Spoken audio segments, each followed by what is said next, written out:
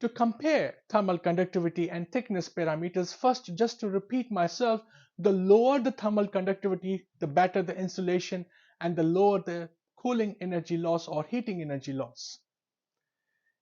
What we see here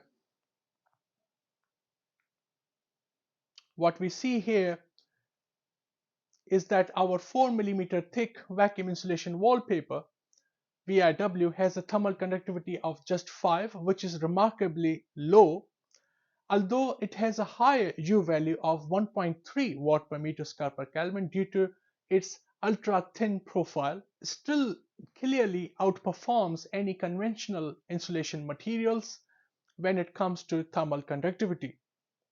Now let's compare a 10 mm thick thermal insulated wallpaper that has a thermal conductivity of 74 milliwatt per meter per Kelvin.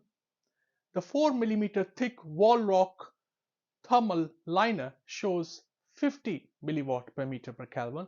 Even at 250 millimeter rock mineral wool only reaches 34. At 200 millimeter glass mineral wool has 44. PIR even at 180 millimeter has a thermal conductivity of 22, and EPS at 100 millimeter still comes in at 36 milliwatt per meter per Kelvin. This means that when we apply vacuum insulation wallpaper onto a structured insulated panel SIP system, we can expect a 51% reduction in effective thermal conductivity.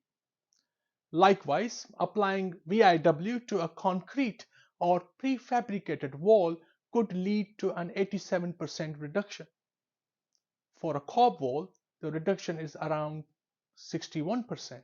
For a cavity wall, 42%, and for a single brick wall, approximately 71%.